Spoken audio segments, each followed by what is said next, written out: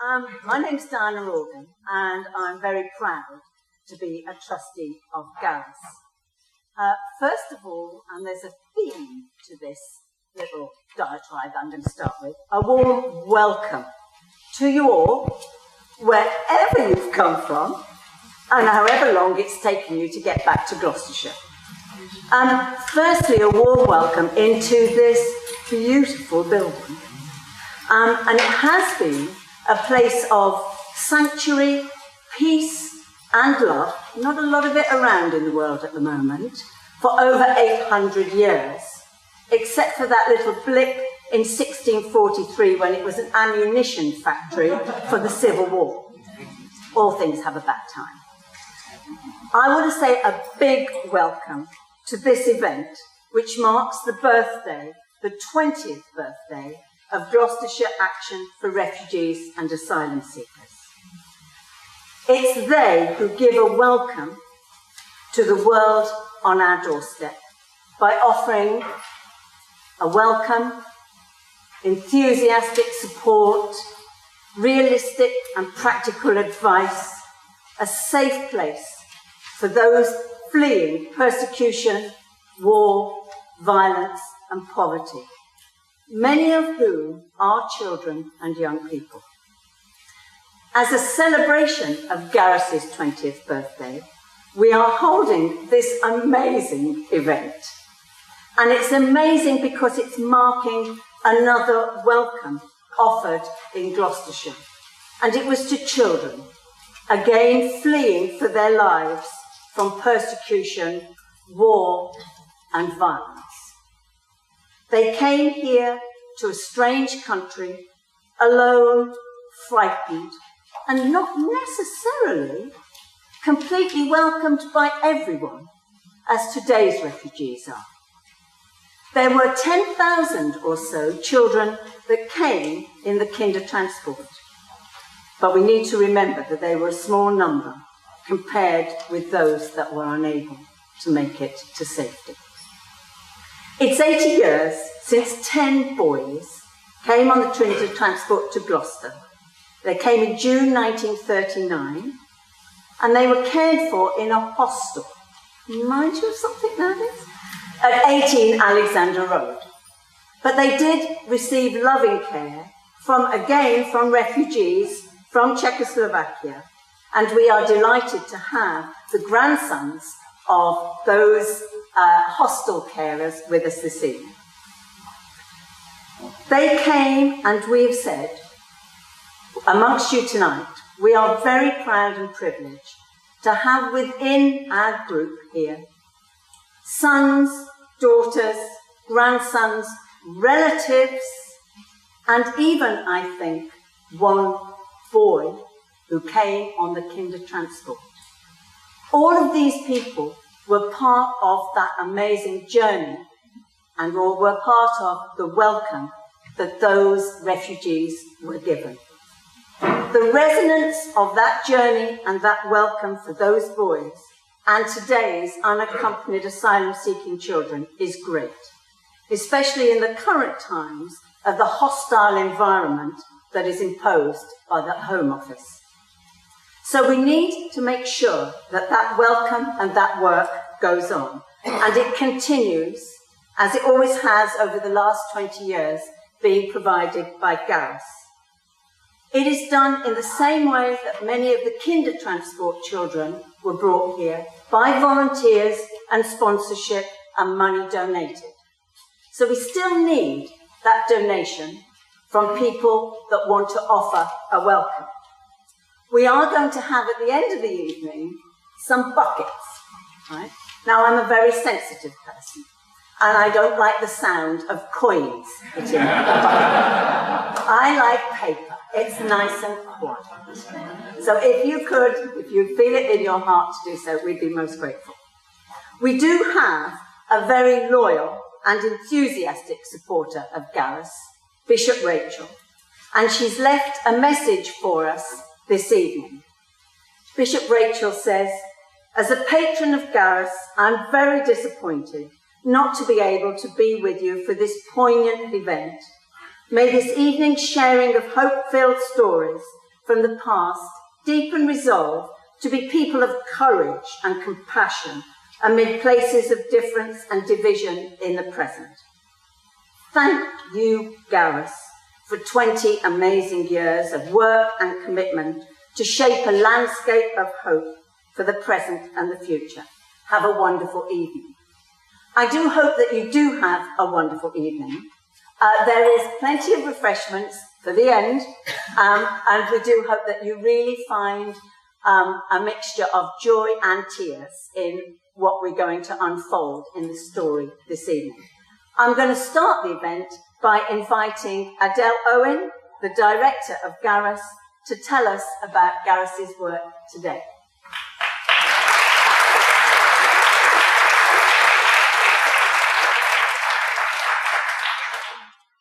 Thank you. What an amazing event this is, and what a privilege it is to be standing here talking to you about the work of Gareth, which will be then leading on to some of the stories of the Kindertransport as we meld these two histories together, 20 years, 80 years. And what it is that causes people, the people who helped set up GAR back in 1939, and the people who set up Gareth in 1999, to respond to the needs of people fleeing persecution, war, troubles around the world, and the need for this work to continue. The work of the original GAR ended in 1941, I think it was. Say what GAR is. GAR was Gloucester Association for Aiding Refugees.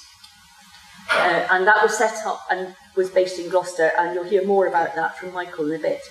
But today, we still need to support the refugees, the asylum seekers who are coming to Gloucester and Gloucestershire, who need the work that we are doing here in the city and across the county.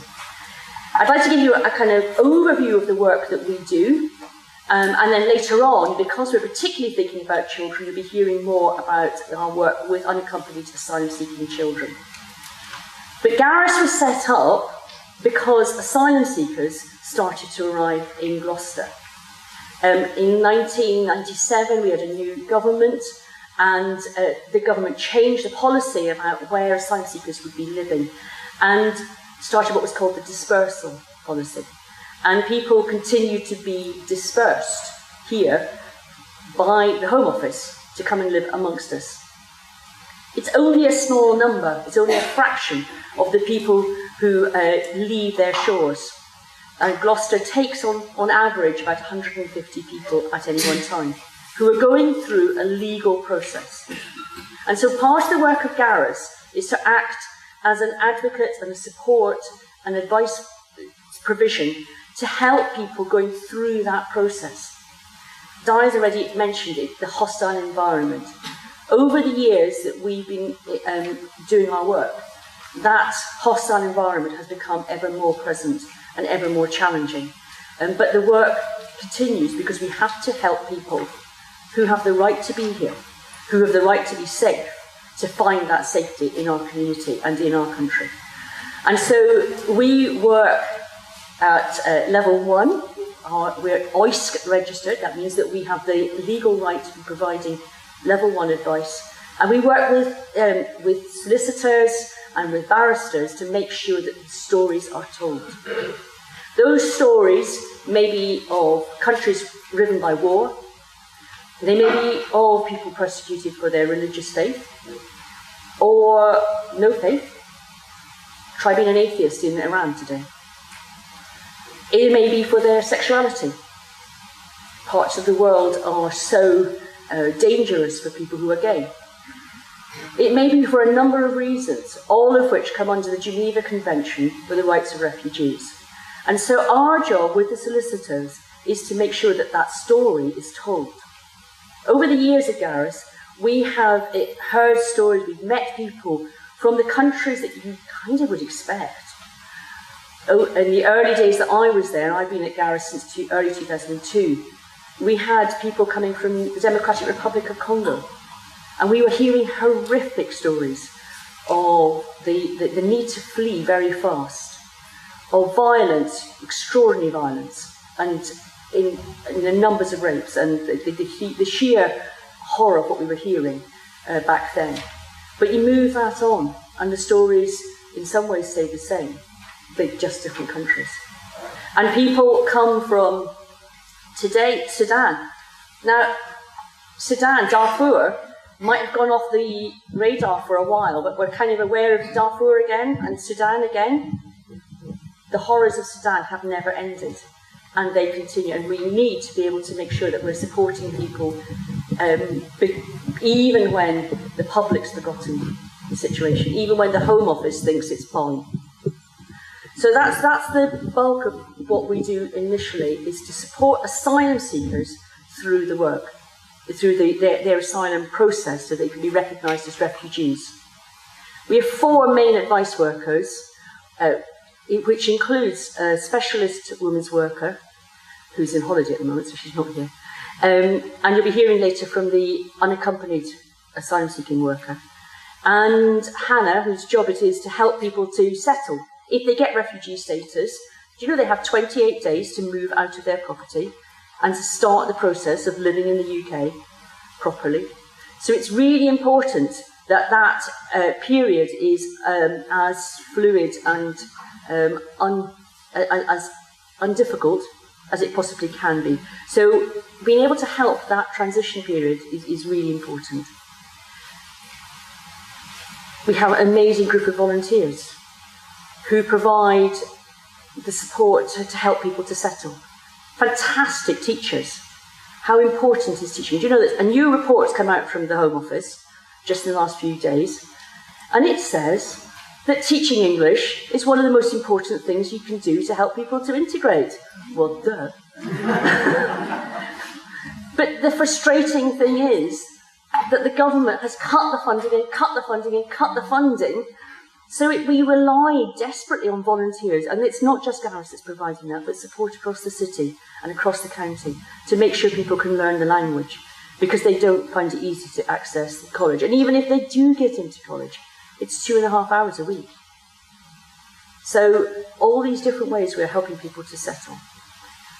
Another area of the work that we do, that we have worked really hard to maintain, and I'm really delighted that the person who started this part of the work of Gareth is here with us tonight. We think it's really important to help people with their mental health, to be able to deal with what they've experienced.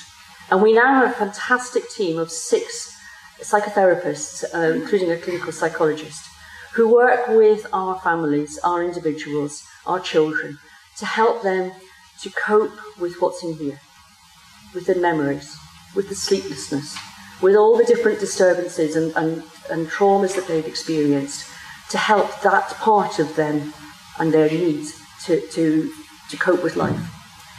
And that can be at any time in their process, in their life in the UK. That doesn't necessarily happen during the asylum process.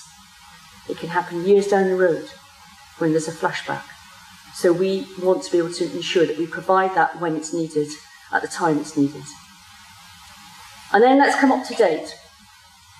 In 2015, people became more and more aware of the situation of people making desperate journeys across the Mediterranean. They've been happening for years, but people became much, much more aware of it, particularly fleeing from Syria. The civil war was getting worse and worse, and people were making hideous journeys, not just getting out of Syria, but then trying to get to safety in Europe. And it culminated in the death of a little boy, Alan Kurdi, whose body washed up on that shore. You may remember the image. Now, I'm very proud to say that I was already working with Gloucester City Council to start to settle. We were working on a project to start to settle some Syrians on a very small Syrian project that was, that at that time the government had agreed to 500. And we were already in conversation and looking at how we could be part of that resettlement programme. But when Alan Kurdi died, the world changed. And the whole of the county came on board. Right across the county, people were saying, what can we do to help? And so I am delighted to tell you that Syrians have been resettled in Gloucester, in Cheltenham, in Stroud, in Cirencester, in the Forest of Dean and in Tewkesbury. And it's been an absolutely amazing project to be involved in. And I'm really proud to have a fantastic team who are helping those families who, again, have experienced horrific things. But the project is different. With this, we're working with the Home Office and with the United Nations to find the most vulnerable people who are in camps around Syria, and we're hoping to extend that beyond the Syrians who also need help. They identify the most vulnerable. And in this end, we're finding properties that we get ready for families, and we actually collect them from an airport. How much more civilized than having to make these hideous journeys?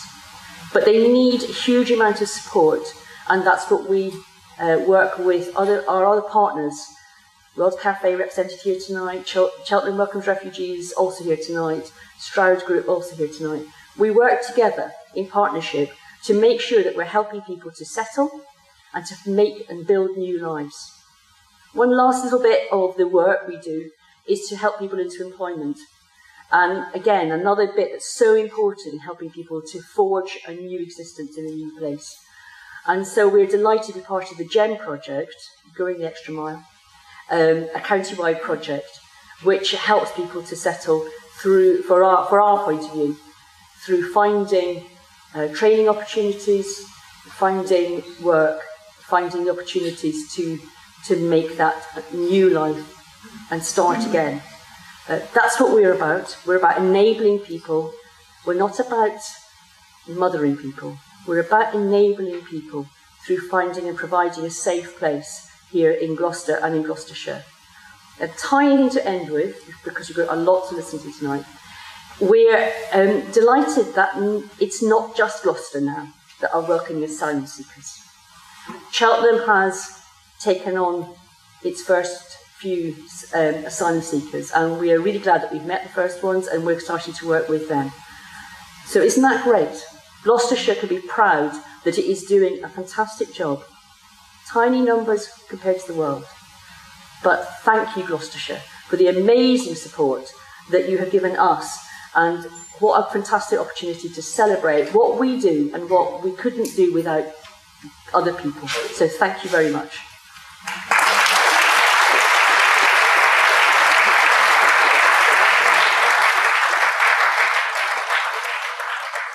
The next person is somebody who has been Jen. He has been going the extra mile.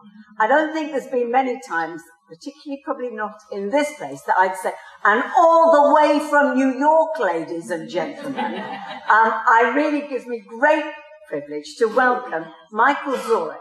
Michael has come here as part of our celebration to commemorate the 80th anniversary, because his father, Werner, was one of those 10 boys.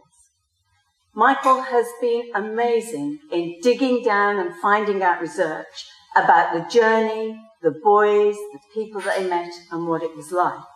And he's made all sorts of links since he's been here and prior to coming here. So please, in the way that we do to everybody, can we give a massive welcome, please, to Michael Zorek.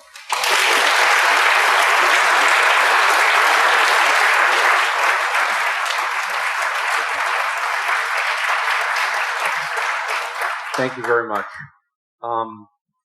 Yesterday I was privileged to get a tour of Garris.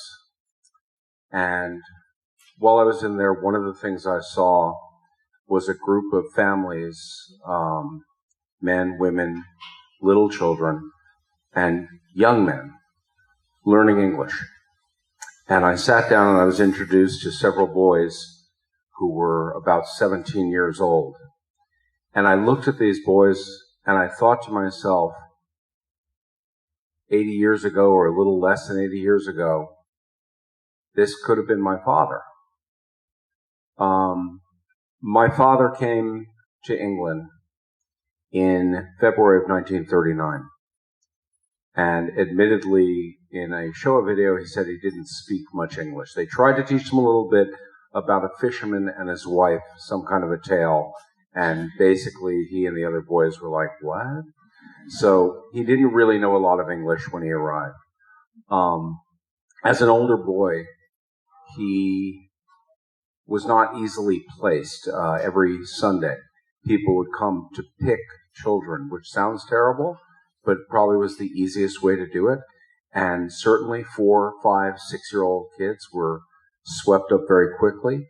Older girls could be nannies. Older girls could be household help. They were taken, but older boys, not so much.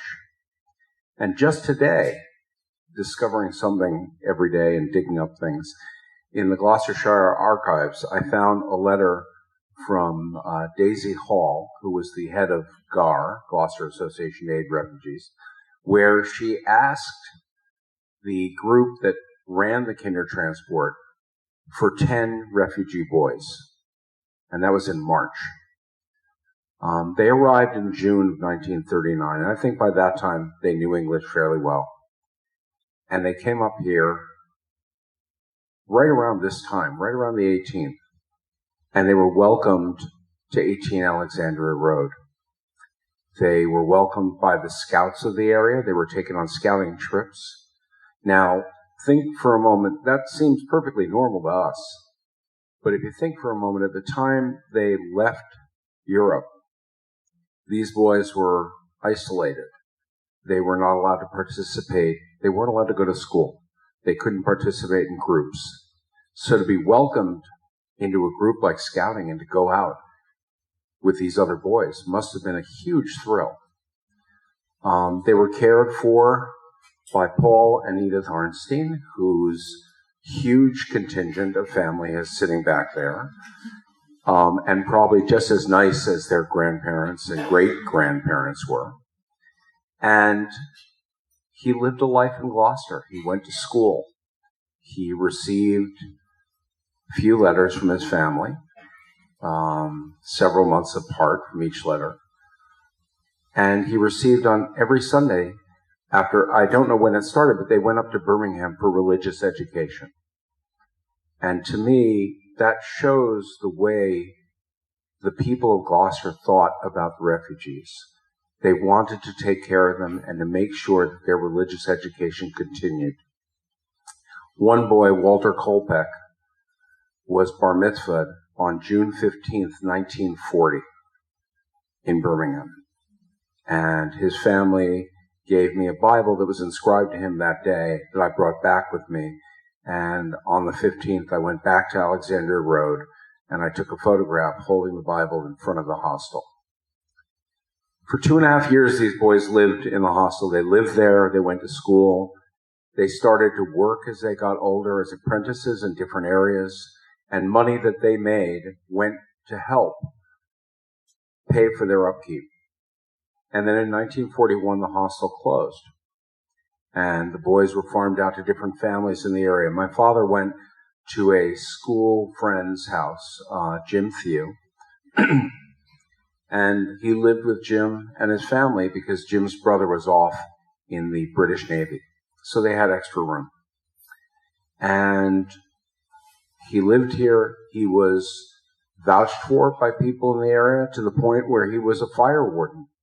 He went up to the top of Gloucester Cathedral several times a month and would watch for fires, watch for planes, whatever they did up there, and spend the night. And this was a couple of times a month. So he really was a part of the community, as I'm sure these other boys were as well. When they became of age, several of them joined the British military and began to help the country that took them in fight their home country. Now, Tennessee Williams said in his writing, "I've always depended on the kindness of strangers."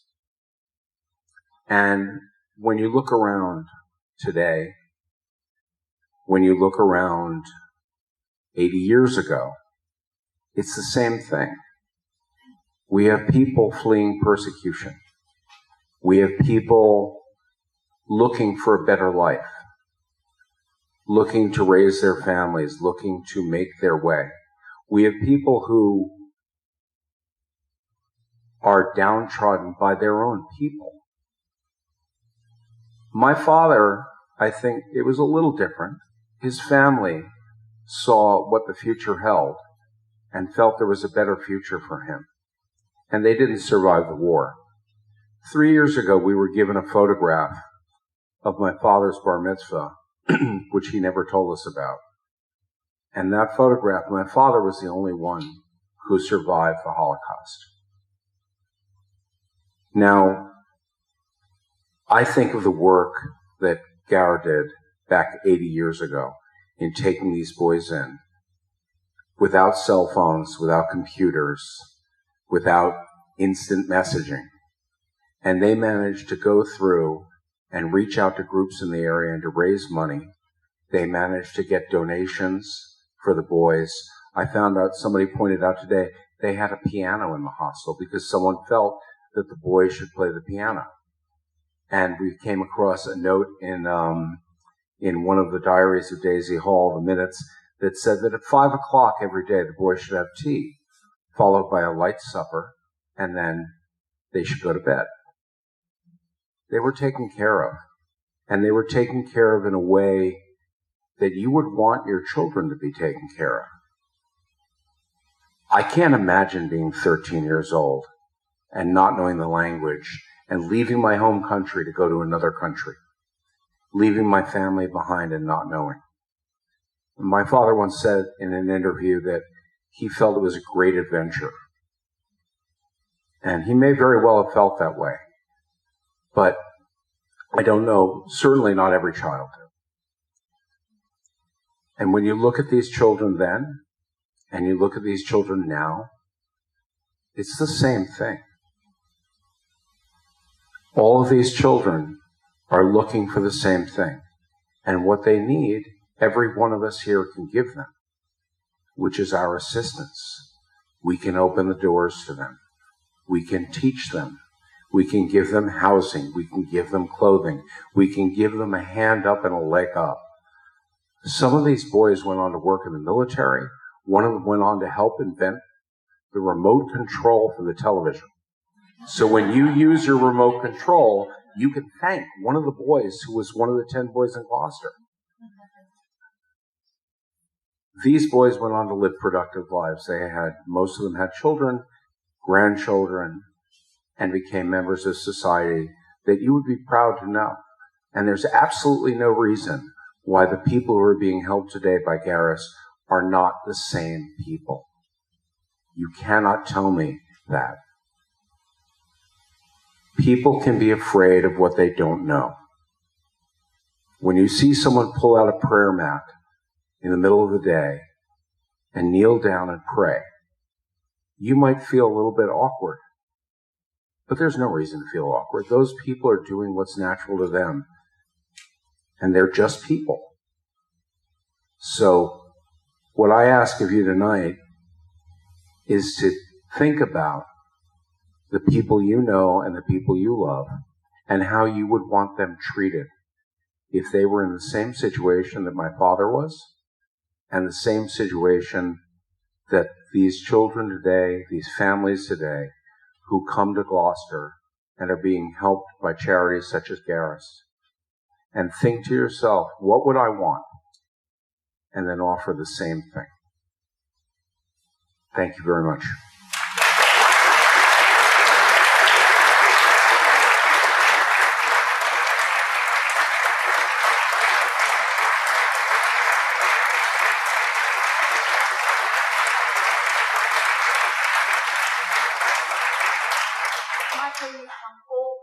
And we've got a big.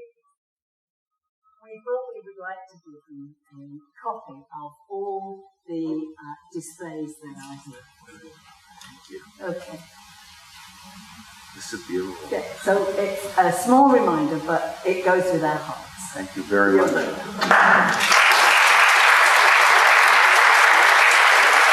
One last thing. Before I came here, I told my wife where I was going tonight. And I said that this was going to be one of the biggest events I went to while I was here. And she was like, well, how big? And I said, I'll show you. So if you don't mind. Everyone smile at the camera. Thank you very much.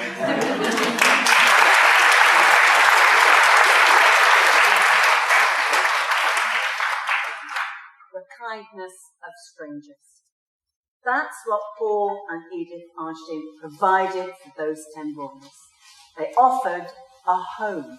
We called it a hostel in 18 Alexandra Road, but actually what they provided was a home. We're delighted this evening to have their grandsons, Tim and Peter, and I think other members of the family. I think it's lovely that they're all with us, and at the end, I'm sure that you can all talk to others in the family and hear their stories and their journeys. So could I call on Tim and Peter to come and talk for a little bit about the work of Peter and Edith? And I wonder if they were... Paul and Edith. I wonder if Paul and Edith were actually nice mums and dads. You never like your mum and dad like other people's mum and dads, do you? I bet they were nicer to the boys than they were to their own. Thanks. Well, good evening, everybody. First, we'd like to say that we were delighted to accept the invitation from Gareth to be here this evening and to say something about our grandparents and the work that they did now 80 years ago. It's certainly the situation that without the work of Gareth, of Gar, that we would almost certainly not be here today. And also as a result of what Michael Zoic has done in his researches, again, we wouldn't be here today at this celebration. It was some 2 months ago that I got a call when I was at work from someone who began by saying, "You don't know me," and one always feels a little bit awkward when someone says that. But, and here came the but, was your grandfather Dr. Paul Arnstein? To which the answer was yes. And I was thinking, and who are you? And Michael stunned me by saying, I am the son of one of the boys at the hostel that your grandparents looked after. And in the last 2 months, Tim and I have learned a huge amount about things that we were completely unaware of. We were aware that our grandparents had been invited to run the hostel and look after the boys. We were aware that my grandmother, Edith, had been in touch with a Mrs. Cullis, but we were aware of nothing else concerning the hostel and Gar. We now know an awful lot more. We know that there are many individuals and agencies involved in their being able to come to England to run the hostel. And it's a great privilege and honour to be here to extend our gratitude to all those who were involved at the time and whose role has now been taken on by Gareth, looking after, as has been explained this evening, other refugees and asylum seekers, people in very difficult circumstances. So, just to say something about our grandparents, Paul, who's known as Dr. Paul Arnstein, because in Eastern Europe, Central Europe at that time, doctor was a courtesy title given to anybody who had a degree. He wasn't a medical doctor, he was a lawyer. So he was born in 1988, and he survived until 1888, yes indeed. Thank you. And maths was never my strong point. And he died in his 90s in 1985, and Edith was born in 1902 and died in 1978. They were both born in Carlsbad, which was then in the German-speaking part of Bohemia, known as the Sudetenland, which was populated mainly by ethnic Germans, and in turn Bohemia was part of the Austrian Empire. So Paul was a lawyer, and he practiced in the courts both in Carlsbad and in Prague, where Czech was spoken. Edith had attended university for a year, where she was a member of the International Federation of University Women, and it was either there that she met or began corresponding with Mrs. Cullis, who lived in Gloucester. Edith's father was also a lawyer. They had married in 1922, and they had 2 sons, Richard, who was our dad, and Alfred, who was known as Fred.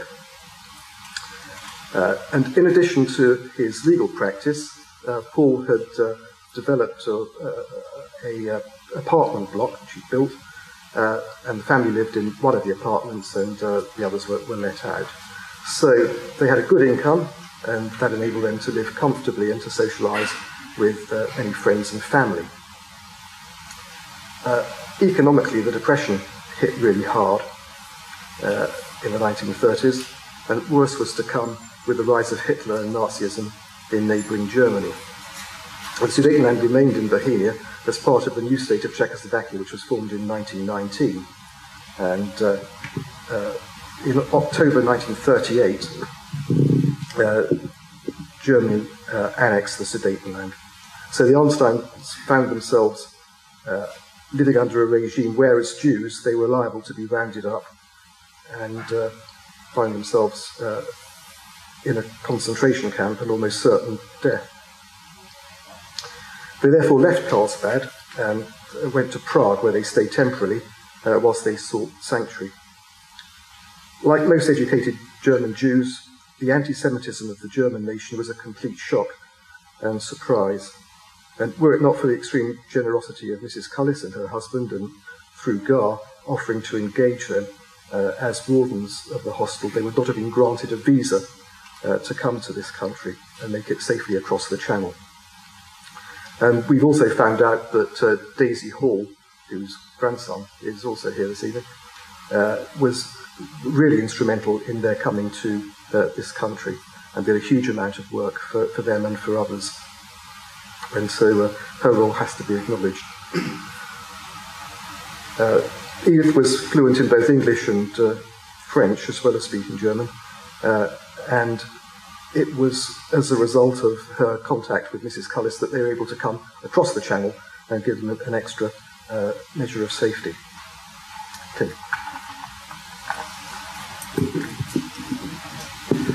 So Paul was very much a man of his times. We would tend to doubt that he was particularly hands-on with the boys, and our own experience of him as a grandfather would have seen his role as caring and protective, but principally as the keeper of discipline.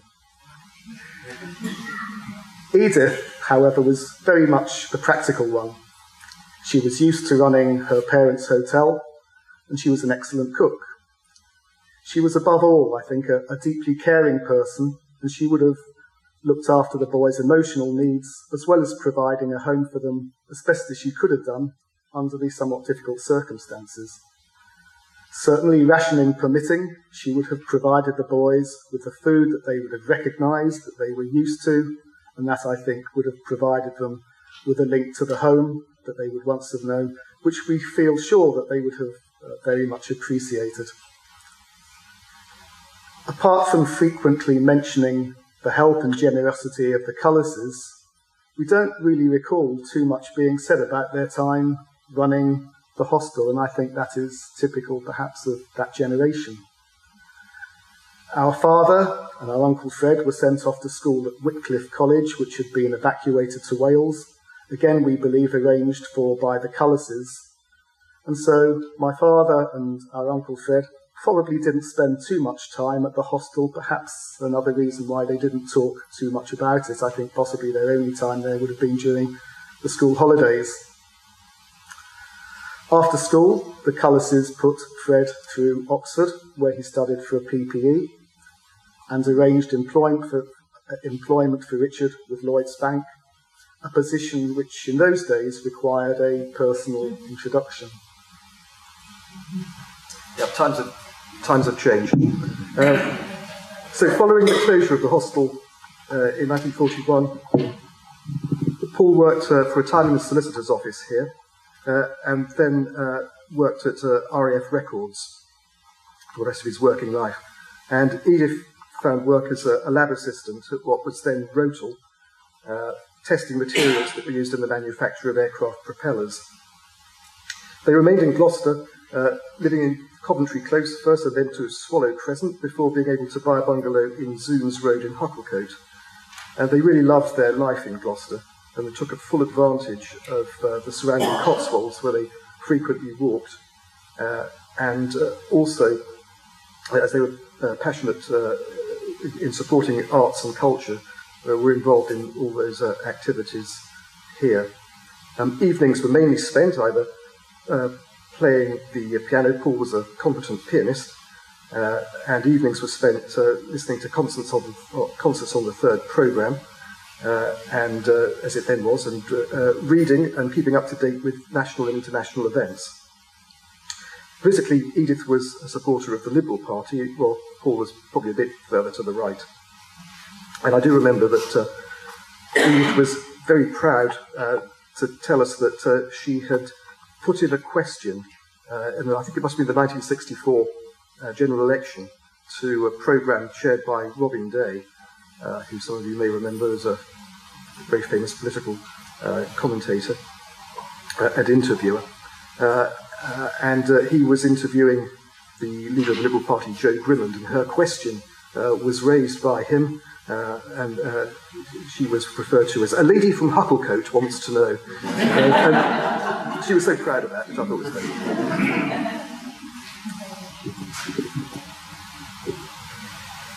So both Richard and Fred joined the forces before the end of the war. Richard enrolled in the Czech Brigade and fought in the siege of Dunkirk in September 1944 as a Bren gun carrier driver.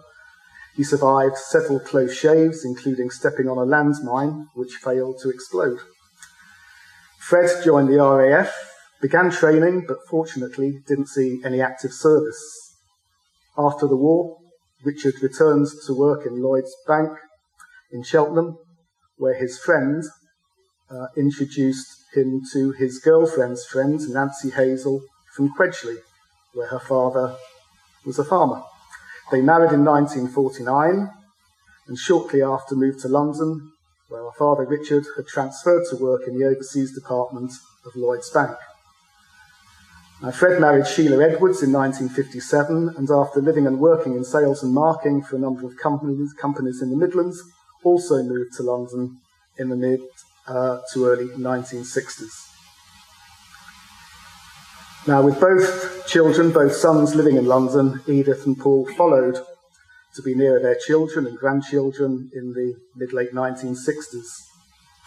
They took really full advantage of London's cultural facilities, and they were also now close to old friends from Carlsbad who they met on a regular basis. They were a truly devoted couple. Edith died in 1978, following which Paul lived with our parents in Wimbledon before moving to join Fred and Sheila in Liverpool, where our grandfather Paul died in 1985. I think we both have our own personal memories of Paul and Edith as grandparents. My own personal memories, well, coming home from school and Grandpa insisting on playing 2, maybe 3, occasionally 4 games of chess before I was allowed to get on to do my homework.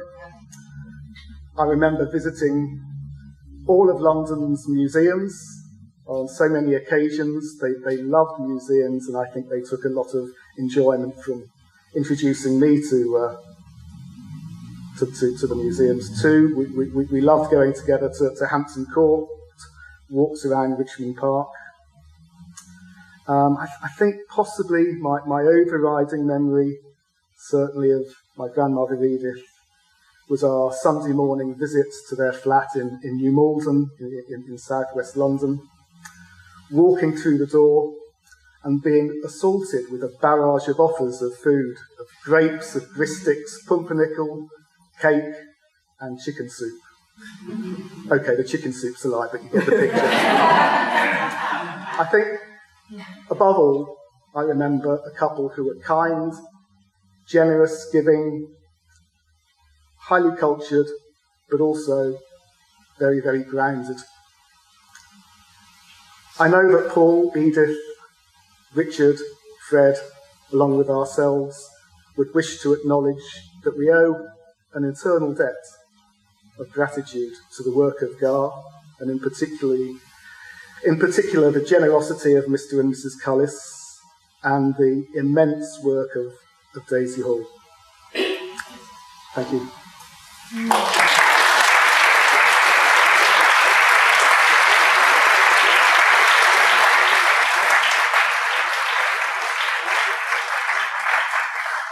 in the same way, we'd like to give you a small appreciation of thanks for coming this evening and sharing the story of your grandparents and their contribution to the town in the transport room. And again, it's a copy of all the posters on the display. Well, thank you for the chance to speak. It's been such a privilege. It's a privilege for us. Thank you. Good.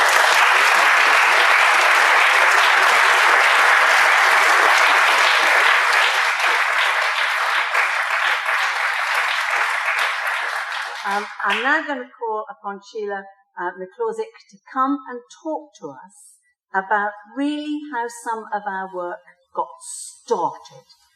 Okay, Sheila was a teacher at St. Peter's High School. And I want to start off, we're going to do this like an interview so that we can sort of tease out of Sheila sort of how we got to where we were with some of the work that Gareth now does. Okay, so how did you start in this role? Well, I was a teacher at St. Peter's, an ordinary teacher, and the head decided that when these young people were coming to school that they needed somebody to see that their educational needs were met by the school, but also that their pastoral needs were met. Well, that was great, but I was like anybody else at that time. I had very little idea of who and what these children had experienced. They were refugees, but no, they weren't. They were actually asylum-seeking children. It was a term that was almost invented, I think, during the turn of the century. So that was all news to me. But even worse, I thought, was I picked up the phone to talk to the LEA, you know, the local education authority that kind of doesn't exist anymore, to ask about, well, school meals, what do we do about that? Sorry, can you not hear me talk to the thing? And I spoke to the local education authority, and they really didn't have much idea, because of course this was a new phenomenon. So I thought, well, we can cope with that, and we did. Free school meals were allocated. What about bringing the children to school? They had no language, they couldn't speak English, they'd had dreadful experiences, so they were traumatized. So how did they get to school? They didn't have a family, and many of them were not in care yet. So how did we get them to school? The bus pass. So we managed to find a bus pass, but it was quite extraordinary to me that many of the service providers were as ignorant as I was about the needs and how to fulfill those needs. But we did persist, and we did eventually get there with all the children that we had. I wonder if, can you reach it? I wonder if you could give us an example of when you're sort of, you know, you don't have to name a child, but a child that sort of really brought to you what was happening and what you needed to do to make it a little easier, because obviously their educational needs might have been met, but their total sort of pastoral needs weren't. Yes. Well, we had a number of youngsters, but at the beginning, when this experience was so new, I do remember a young man hadn't been coming to school to lessons regularly, and the teachers were giving me a lot of hassle about the fact that, you know, they weren't attending.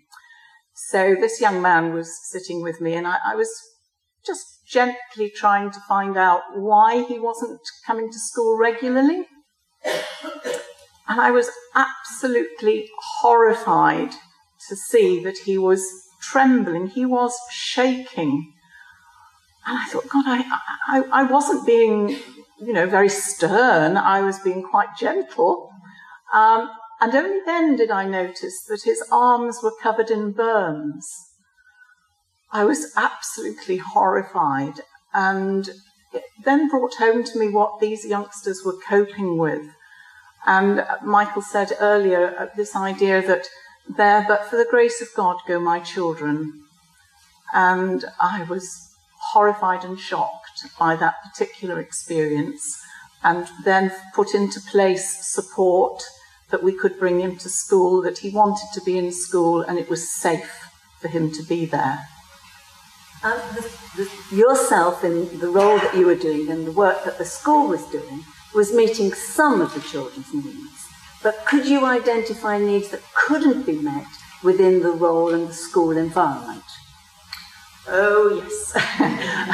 Yes, many of them. But at that time, Gareth was in its infancy. We didn't really know about Gareth. I became aware of Gareth as the years went by. Social services I had contact with, and through the lead of John Price, an asylum team was set up to try and focus the experience so they understood. So that was quite helpful to me. But somebody mentioned the asylum process and claiming asylum. And this was a very lengthy process for the young people. And I'm glad to say that at that point, Gareth came on board and recognised the need of unaccompanied asylum-seeking children and put into place an officer who was advising specifically those children and ensuring that all the services, health, carers, foster carers that is, the social workers, the schools, all of us were held to account to ensure that those young people had the best service possible, including their mental health and emotional well-being.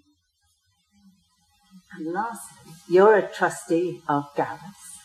And you are. And you, what have you noticed is the difference in the environment of the support that we're able to offer these children as it was from when you started in 1999 to how it is today? Is it better or is it not?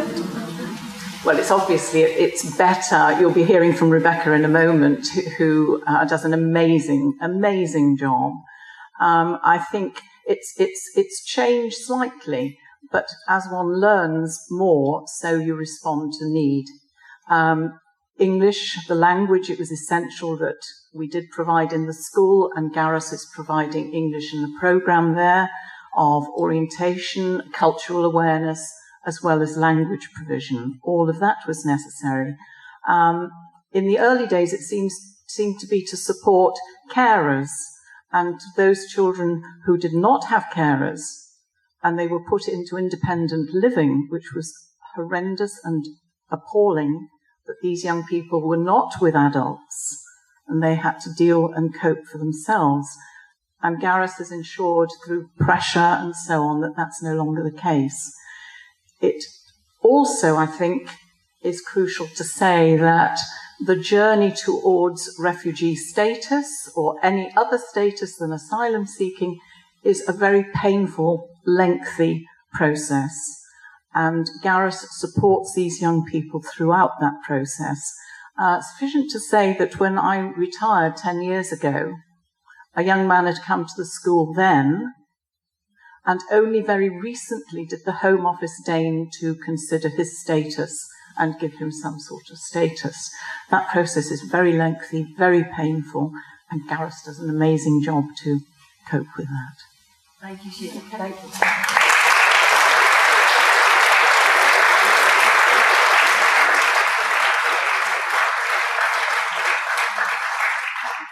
Having done the intro for how it is now, it gives me great pleasure to invite Rebecca Francis to come and talk about Gareth's work today. She is, I love this acronym, a UASC liaison officer, and that stands for Unaccompanied Asylum Seeking Children. Thank you, Rebecca.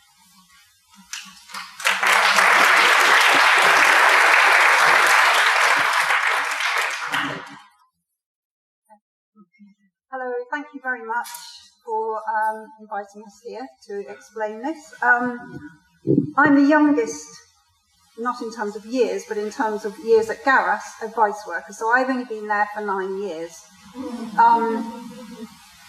So I feel incredibly privileged to have joined this organisation, which really is fantastic and is led by the needs of those people who are asking for our assistance.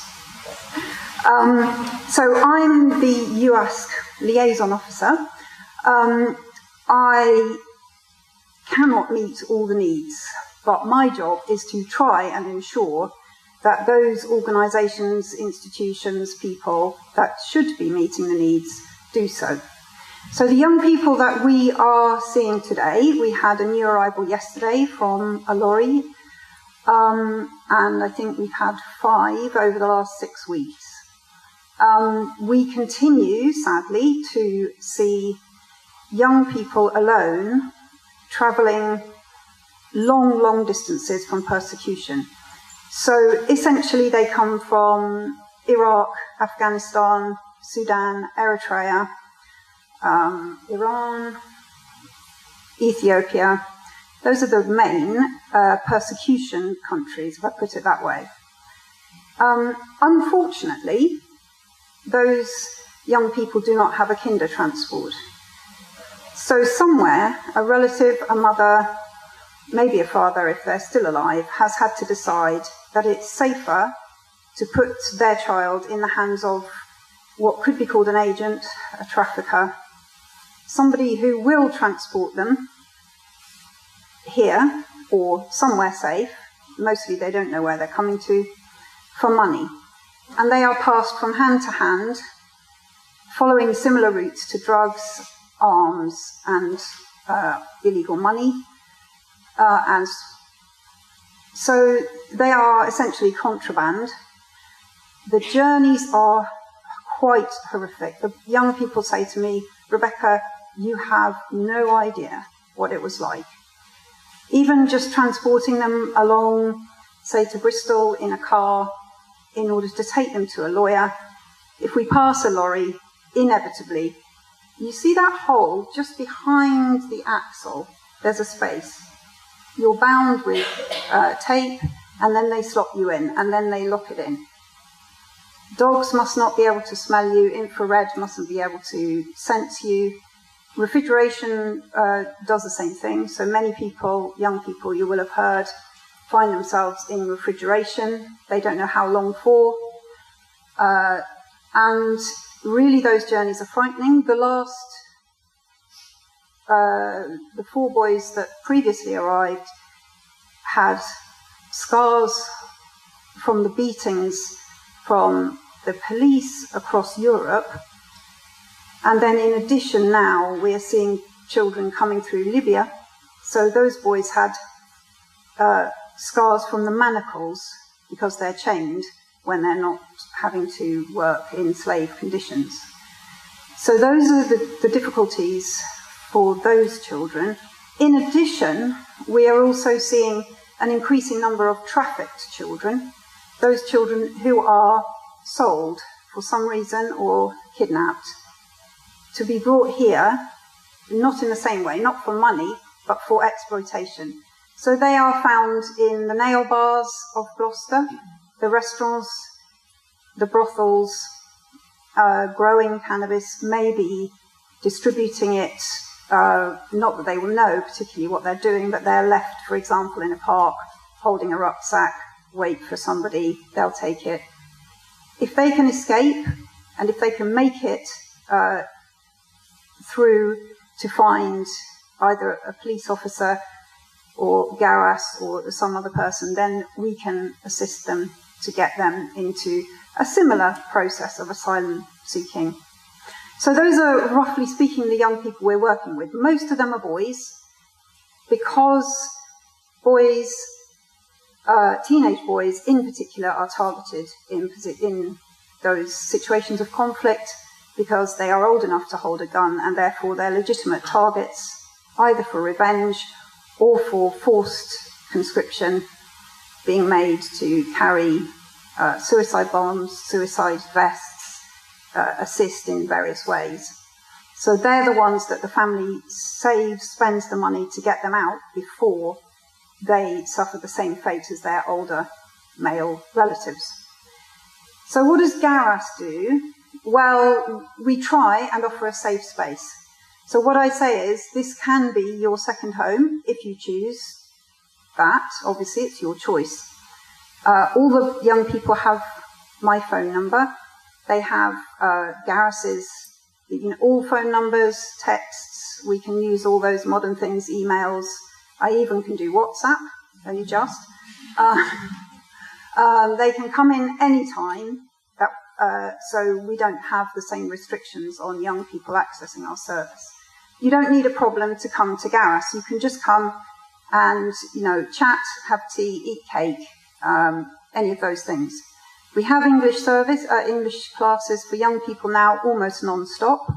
So that's how the young people very often come to us first thing, and they continue to come every day, which is lovely because we really get to know them while they build up their English, and then education workers move to get them into school and college.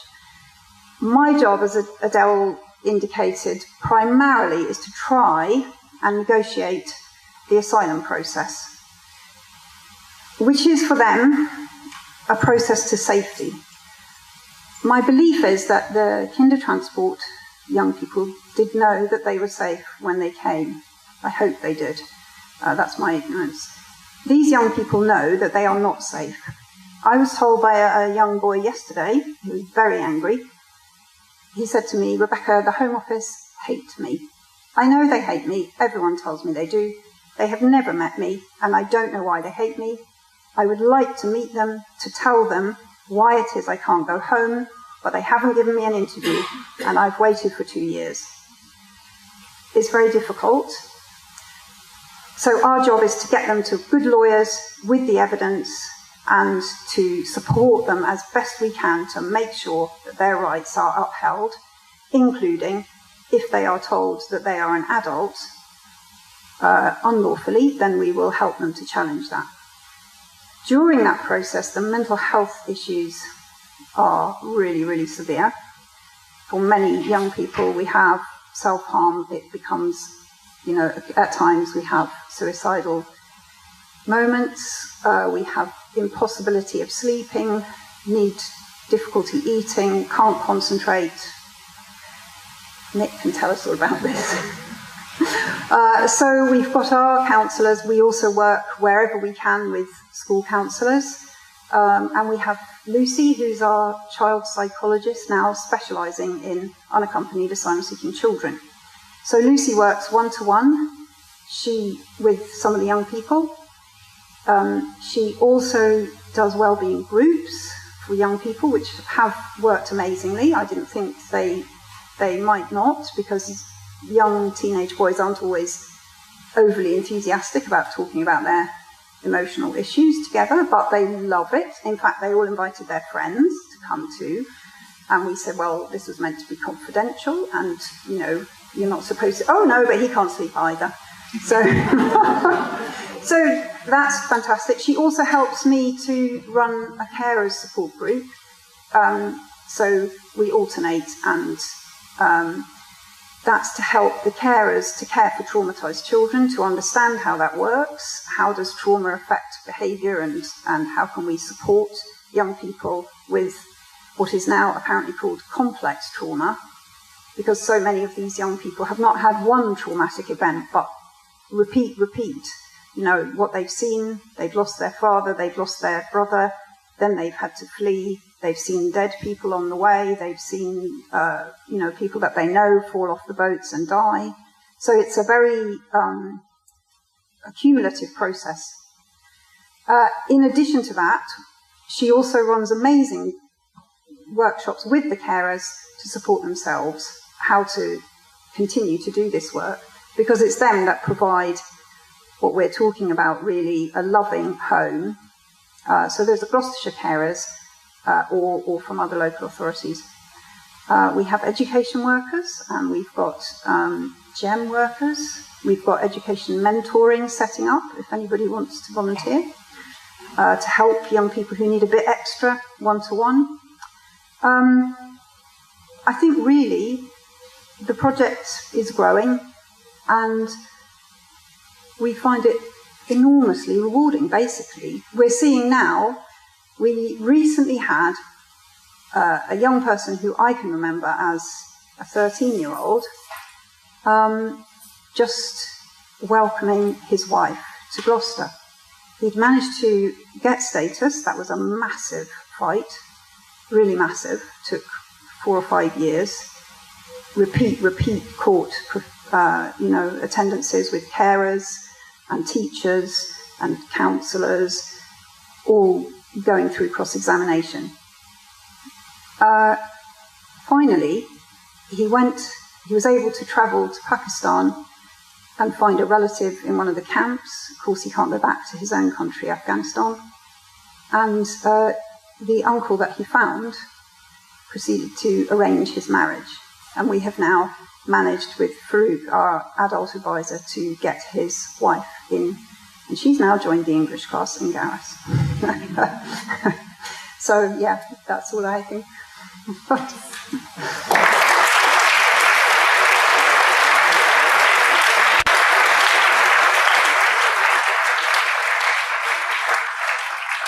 And she says, that's all. Right, it's more than all. Working with young people who have done this difficult journey, it never stops. And so I'm delighted that we now can call upon Barbara Winton to come and speak to us. Her father, obviously, is Sir Nicholas Winton, who was the man who orchestrated in 1939, mostly 669. I love it how we get these figures absolutely accurate on things like that, but on other things we've got no idea. 669, mostly Jewish children, to escape from Czechoslovakia. But the wonderful thing about what has happened with that is that the work of Sir Nicholas Winton and the work towards child refugees today has not stopped, and I would hope that Barbara can tell us a little bit about that. So it ties in with what Gareth is doing and other people are doing for these very damaged young people. Thank you. Barbara.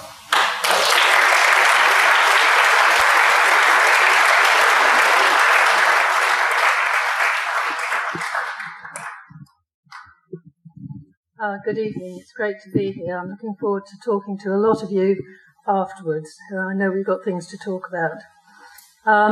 I've just come today from a demonstration outside the House of Parliament with Safe Passage, who are lobbying the government to allow in a lot more unaccompanied children from Europe, and I'll talk a bit about that as we go along. But I've been asked to start by speaking to you about my father and what he did.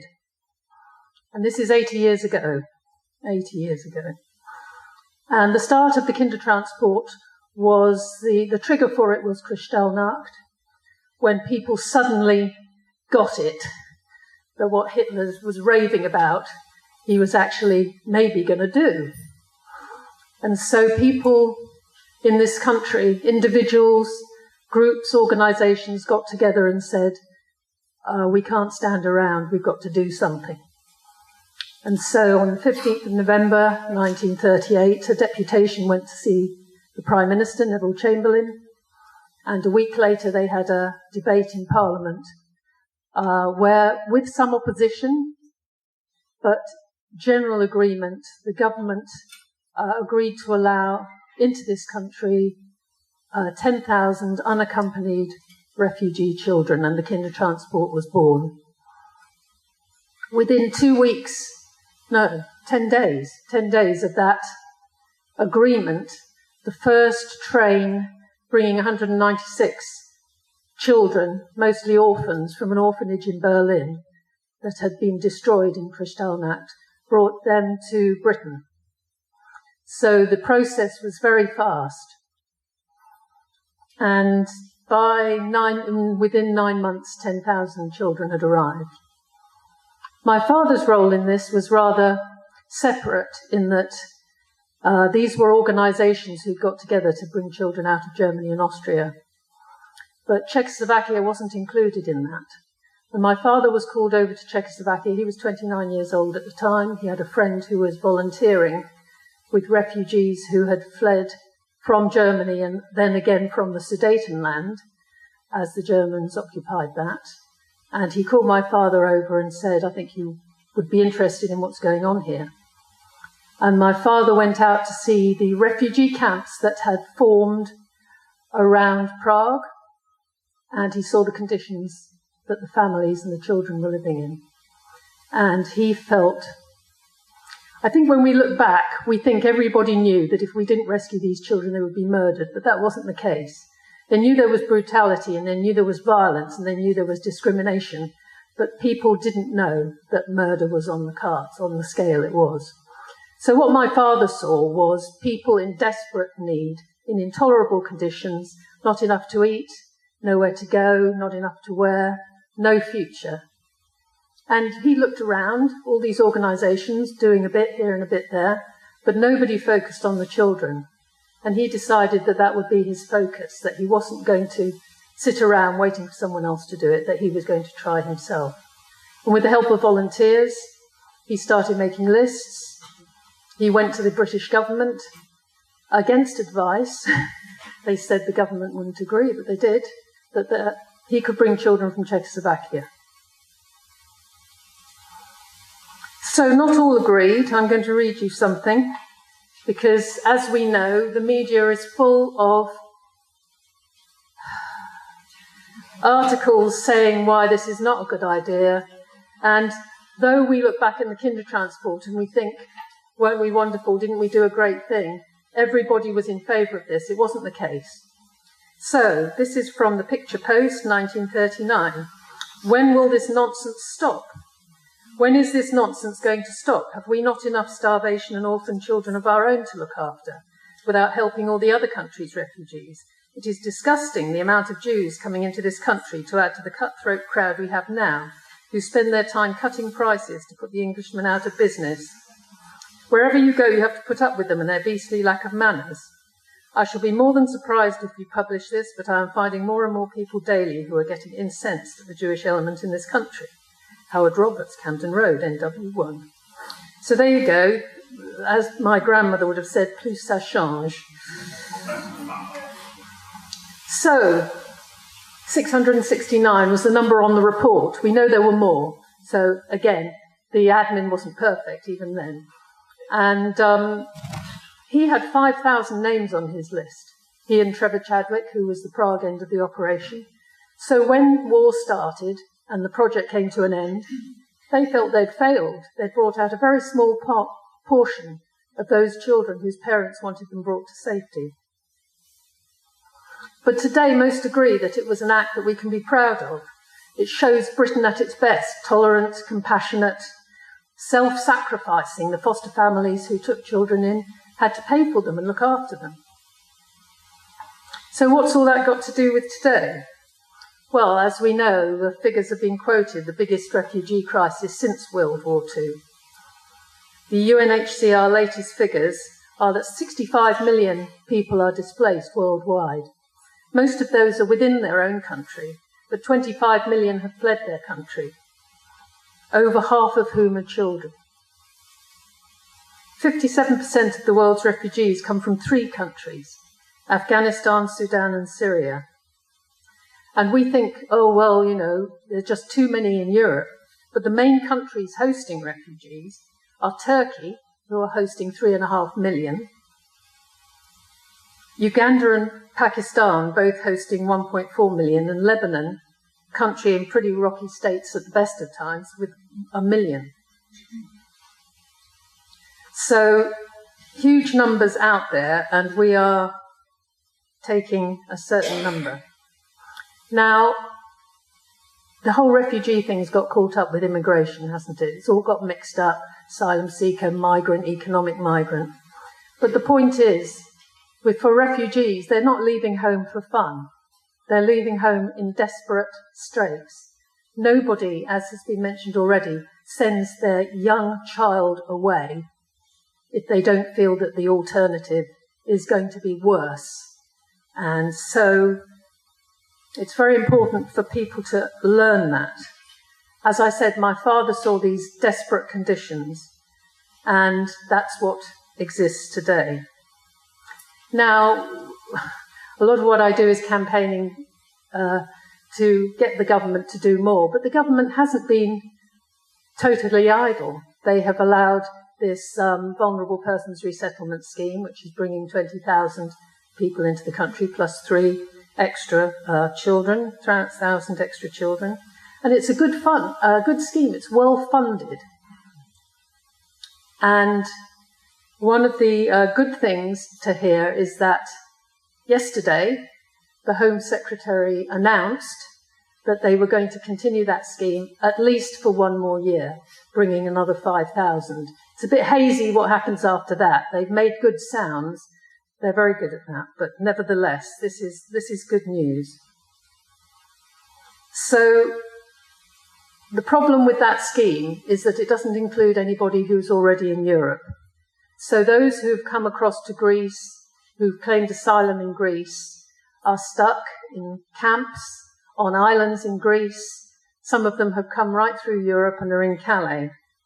And the Calais jungle at its peak had about 10,000 people there in absolute shanty town, 20 miles from our border. And when the camp was closed down, a small number of those unaccompanied children came to the UK under the Dubs scheme. But there's still hundreds in Calais and in Dunkirk. I was there about 6 weeks ago, and it's just, you just wonder how you can be witnessing this in what's supposedly a civilized country.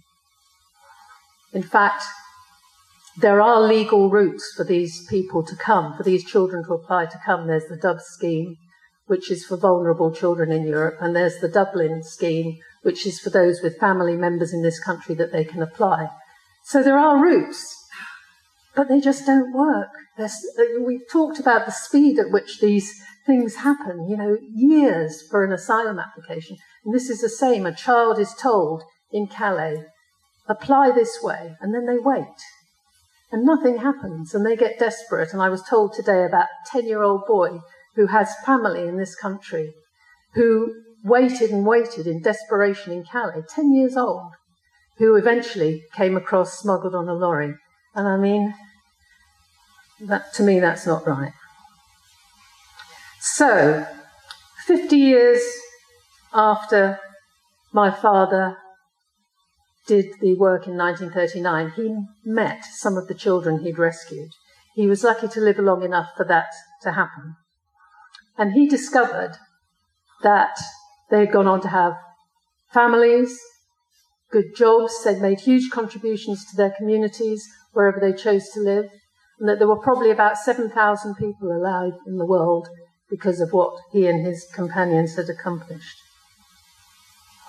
So he was given a ring by those children at a reunion, and the ring was inscribed with the words from the Talmud, which are also in the Quran, and the words were, "Save one life, save the world." So the point is that when we look at these issues, the numbers involved, it all seems beyond us. What can we do? But I think if we remember that each child that you help, each child that is given an education, that is given a home, that is given some love, and is given a future, can become something incredible, and they will give back more than they take. And even research done recently demonstrated this, that refugees contribute much more to their country, not only economically, but socially, than they ever take out. So, just a couple of children that I met today, who I've met before, just to tell you that, like the Kindertransport children who became doctors, nurses, scientists, even Alf Dubs, the House of Lords who put through the Dubs Amendment, was one of the children on my father's transport. He then went on and has brought over a boy called Ridwan, who came aged 13. He fled across from Egypt. His mother was drowned, and he came through with safe passage from Calais to England. He has just done his GCSEs last week. He's going to do maths, physics and chemistry for A-level. He wants to be a civil engineer. And another boy called Ishmael, who came from Afghanistan, made this terrible journey across Europe. And he, again, he was the first Dubs child to come from Calais after the demolition of the camp. and he came across, and he is now at university, just finishing his second year studying politics. And it was just such a joy to see that what history has shown us, that my father felt compelled to act in 1939, and because of that, Alf Dubs is here today doing his work, who brought over Ishmael, who is now at university and will carry that torch into the future. Thank you.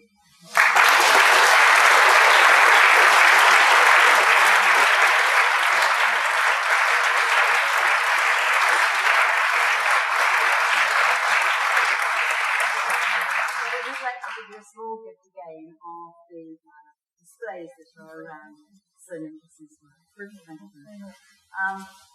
Well, there you go. Save one life, save the world. That's the answer, isn't it? And we might feel, after all the horror stories, a little bit of warmth in ourselves to know that, like Michael, like the Arstines, like the people that Barbara's talked about, like the young people that Rebecca has talked about, that they come, we give them a welcome, and these people flourish, and they add to us and our society much more than we could ever think that they would. And so I think it's pretty horrendous, the journeys, it's pretty dreadful what these young people have to go through. But the reward is actually all ours. The stories that you've heard tonight, there is more. Please can I just encourage you, there's a lot of refreshments for you to enjoy. And there's obviously the boards to read, and the buckets. Please don't forget the buckets. But we have people in our audience tonight that also have stories. And I'm going to actually ask them just to put up their hands, because you may want to go and have a word with these people. We have Bianca Civil, whose father, Peter, was one of the 10 boys who came to Gloucester. There you are, Bianca. There you go. We have Lindsay Gower, whose father was Gunter, who was also... Okay. Oh, yes, she did. I saw a lady go. Right. We have Tom Hall, whose grandmother was Daisy Hall, who was the chair of GAR that brought the boys to Gloucester.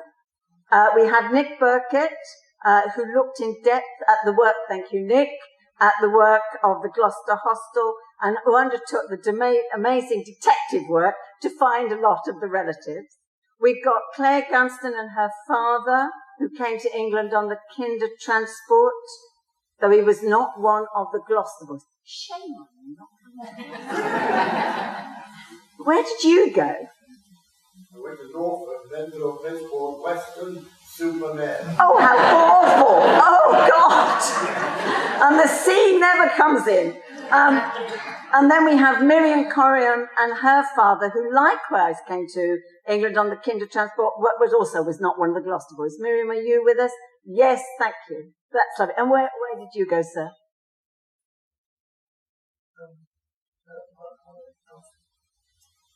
Picked up by Lord Sainsbury, he wasn't Andrews, and Sainsbury, he owned the hostel in Putney. Putney, very posh. And I was one of the 30-odd children that was in the hostel. Thank you. Thank you. So there are people here that you may want to talk to that have their stories. So please enjoy the refreshments. Please talk to them. Hang on, I will come just a bit. I just also want to say that there are these leaflets that if you'd like to take one and maybe think about joining, becoming a member, becoming a volunteer for Gareth, please don't forget us. And also a form to fill in that... It's a what form? Oh, it's a gift aid form. Sorry. So if you can't find a £50 note now to put in your bucket, could you just then fill one of these in and give it to us later? We don't care. Michael, you going to say? Fine. Michael has a book, and he has it here, and you can have a look at it and then talk to him. So please, enjoy the rest of the evening, talk to one another, and learn about each other's stories. Thank you very much, all of you, for coming.